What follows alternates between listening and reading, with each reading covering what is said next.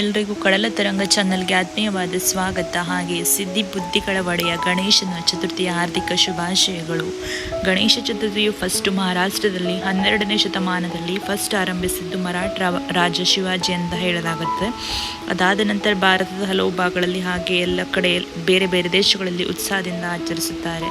Like ನಾನು first Ganesha ವಿಗ್ರಹ ಮಾಡೋದನ್ನು ನೋಡಲಿಕ್ಕೆ ಅಂತ ಹೋಗಿದ್ದೆ, ಬಟ್ ಅಲ್ಲಿ ನನಗೆ ಸಿಗಲಿಲ್ಲ. ಹಾಗೆ ಕಲರ್ ಕೂಡ ಅದನ್ನು ಆರಂಭಿಸಿದ್ರು.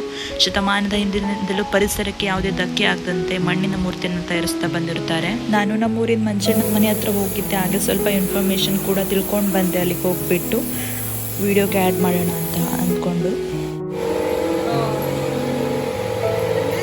ಅದ್ರ ಮೇಲೆ ಕಲರ್ ಆಗೋಷ್ಟು ಅಂದರೆ ಎಷ್ಟು ತಿಂಗಳ ಇದು ಮಾಡಿ ಮುಗಿಸೋಕ್ಕೆ? ಒಂದು ಗಣೇಶ ಒಂದು ವಾರ. ನಮ್ಮ ಮನೆಯಲ್ಲಿ ಗಣೇಶನ ಮಣ್ಣಿನ ಮೂರ್ತಿಯನ್ನು ಇಟ್ಕೊಂಡು ಪೂಜೆ ಮಾಡಲ್ಲ. ಮನೆಯಲ್ಲಿರೋ ಗಣೇಶನ ಫೋಟೋ ಹಾಗೆ ವಿಗ್ರಹಕ್ಕೆ ಪೂಜೆ ಮಾಡ್ತೇವೆ. ಹಬ್ಬಕ್ಕೆ 2 ದಿನ ಇರಬೇಕಾದ್ರೇ ನಾವು ಚಕ್ಲಿ, ಕೋಡ್ಬಳೆ ಹಾಗೆ ಸ್ವೀಟೆಲ್ಲ ರೆಡಿ ಮಾಡ್ಕೊಂಡ್ವಿ. ಹಬ್ಬದ ದಿನ ಮೊದಲನೇ ದಿನ ರಾತ್ರಿ ನಾವು ಹುಡುಗಿರ್ ಗೊತ್ತಲ್ಲ, ಮೆಹಂದಿ ಹಚ್ಕೊಂಡು ರೆಡಿ ಆಗಿದ್ವಿ. ಇನ್ಸ್ಟಾಗ್ರಾಮ್ ನೋಡ್ಕೊಳ್ತಾ ಇದ್ದಾನೆ. ನನಗಿದು ಪರ್ಫೆಕ್ಟ್ ಆಗಿ ಸಾಧ್ಯವಿಲ್ಲ. ಜಸ್ಟ್ ಟ್ರೈ ಮಾಡೋ, ಹಾಳಾಗೋದ್ರೆ ಅಂತ ಫಾಸ್ಟ್ ಮೂವಿ ಬೇರೆ ಅಲ್ಲ. ಏನಂಗಲ್ಲ.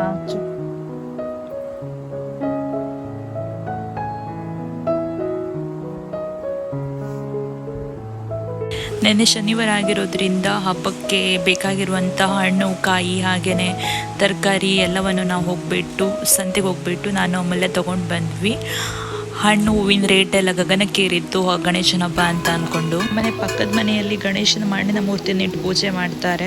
ಅವರು ಗಣೇಶನ ವಿಗ್ರಹ ತಂದಾಗ ಮಳೆ ಆರಂಭ ಆಗಿತ್ತು. ಎಷ್ಟು ಸಂಭ್ರಮ ಸಡಗರದಿಂದ ಗಣೇಶನ ಪೂಜೆ ಮಾಡೋಕ್ಕೆ ಎಲ್ಲ ಕಾಯ್ತಾ ಇರ್ತಾರೆ.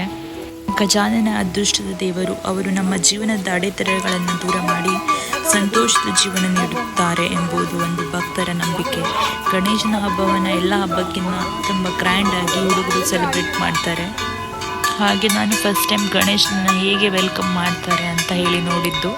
ಯಾವಾಗಲೂ ಹೋಗಿ ಗಣೇಶನನ್ನು ಕೂರಿಸಿದಾಗಲೇ ನೋಡ್ತಾ ಇದ್ದೆ. ಈ ಸಲ ಗಣೇಶನ ತರೋದನ್ನು ಸಹ ನೋಡಿದ್ದೆ.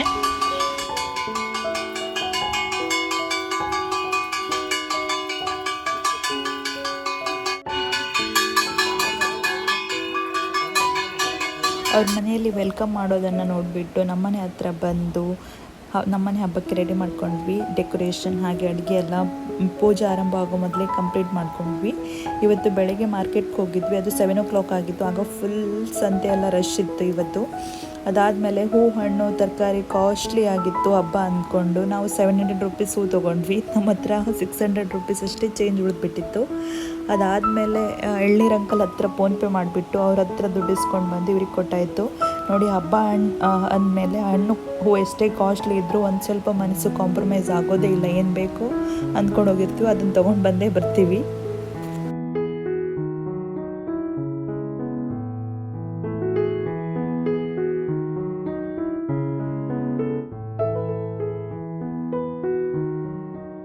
ನಮ್ಮನೆಯಲ್ಲಿ ಡೆಕೋರೇಷನ್ ಹಾಗೆ ಅಡುಗೆಯನ್ನೆಲ್ಲ ಪ್ರಿಪೇರ್ ಮಾಡ್ಕೊಂಡ್ಬಿಟ್ಟು ನಾವು ಪಕ್ಕದ ಮನೆಯಲ್ಲಿ ಗಣೇಶನ ಕೂರಿಸ್ತಾರಲ್ಲ, ಅಲ್ಲಿ ಹೋಗಿಬಿಟ್ಟು ಫಸ್ಟ್ ಪೂಜೆ ಮುಗಿಸ್ಕೊಂಡು ಬಂದ್ವಿ. ಅಲ್ಲಿ ಕೂಡ ಡೆಕೋರೇಷನ್ ಅಂತೂ ಗಣೇಶನನ್ನು ಅದ್ದೂರಿಯಾಗಿ ಮಾಡಿದರು.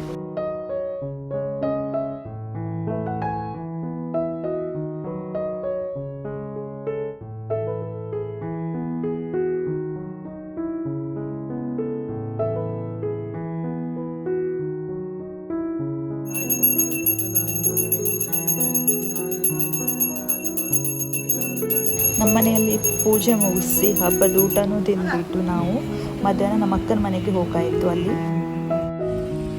ಗಣೇಶನ ನೋಡೋಕ್ಕೆ ಬಂದಿದ್ವಿ. ಬಂದಿದ್ದಾನೆ.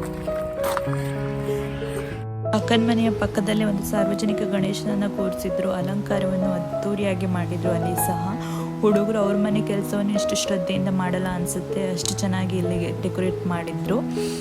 ನಾವು ಹೋಗೋಷ್ಟರಲ್ಲಿ ಪೂಜೆ ಎಲ್ಲ ಮುಗ್ದಿತ್ತು. ನಾವು ಪ್ರಸಾದವನ್ನು ತೊಗೊಂಡ್ಬಿಟ್ಟು ನಮ್ಮ ಅಕ್ಕನ ಮನೆಗೆ ಹೋಗಿಬಿಟ್ಟು ಬಂದು ಈ ವರ್ಷದ ಹಬ್ಬವನ್ನು ಮುಗಿಸಿದ್ವಿ.